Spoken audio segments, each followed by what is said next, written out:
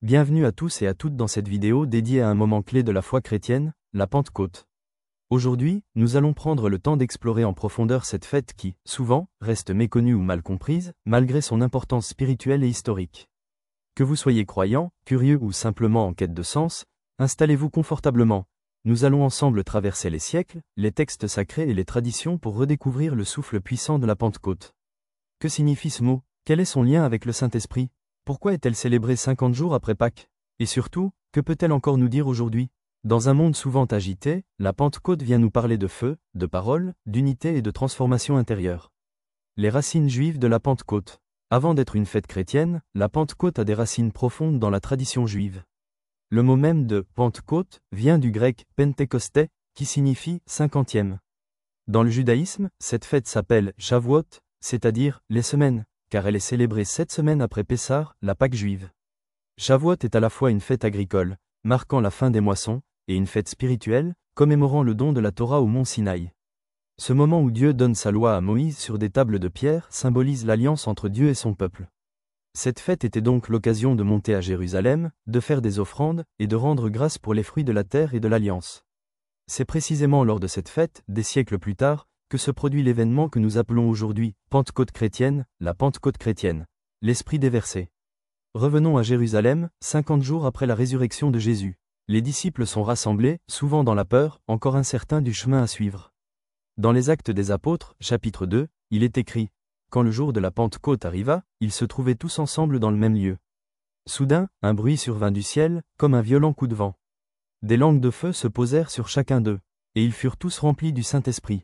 Ils se mirent à parler en d'autres langues, selon ce que l'Esprit leur donnait d'exprimer. » Ce phénomène attire rapidement une foule cosmopolite. Juifs venus de toutes les nations sous le ciel, parlant différentes langues, s'étonnent de comprendre chacun dans sa langue maternelle. Ce miracle des langues est un signe puissant d'universalité. La foi chrétienne naît dans une communion qui transcende les frontières culturelles et linguistiques. Pierre, prenant la parole, prononce un discours vibrant. Il explique que ce que la foule voit est l'accomplissement des prophéties. Il annonce Jésus ressuscité comme Seigneur et Christ. 3000 personnes sont baptisées ce jour-là. La communauté chrétienne est née. Le Saint-Esprit, qui est-il? Le cœur de la Pentecôte, ce n'est pas seulement un miracle. C'est la venue d'une personne divine, le Saint-Esprit. Dans la Trinité chrétienne, le Saint-Esprit est la troisième personne, avec le Père et le Fils. Il n'est ni une force abstraite ni une énergie anonyme, mais bien une présence vivante, intime et active. Jésus en avait parlé longuement avant sa mort. Il avait promis « Je vous enverrai le défenseur, l'Esprit de vérité, qui vous conduira dans toute la vérité. » Le Saint-Esprit a plusieurs symboles. Le vent, qui souffle où il veut, et qu'on ne voit pas, mais dont on ressent la force. Le feu, qui éclaire, qui réchauffe, mais aussi qui purifie et transforme. La colombe, signe de paix et de douceur. Mais surtout, le Saint-Esprit est celui qui rend vivant l'enseignement de Jésus dans le cœur des croyants.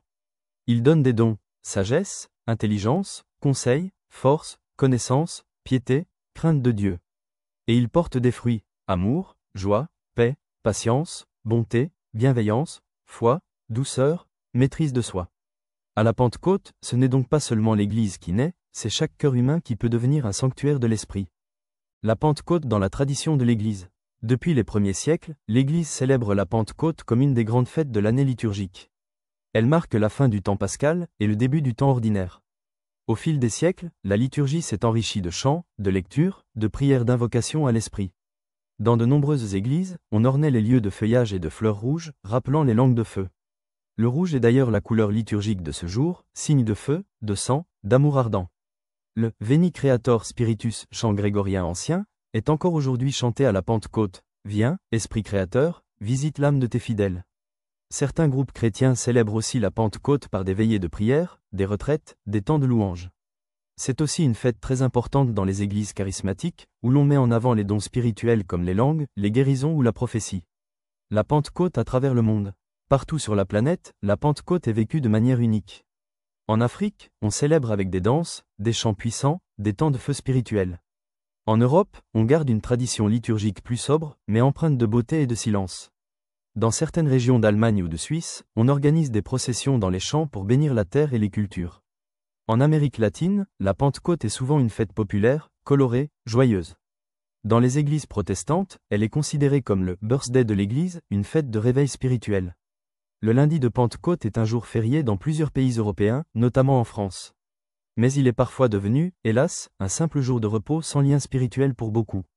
Et pourtant, partout, l'Esprit souffle encore. La Pentecôte pour nous aujourd'hui. Aujourd'hui, que signifie célébrer la Pentecôte? Dans un monde souvent divisé, la Pentecôte nous rappelle que l'Esprit unit au-delà des langues, des cultures et des blessures. Dans un monde parfois sans repère, elle nous dit que l'Esprit est vérité, lumière et force intérieure. Elle nous invite à sortir de nos enfermements, de nos peurs, de nos murs. Elle nous pousse à parler, à aimer, à agir. Elle nous rappelle que la foi n'est pas une théorie, mais une vie.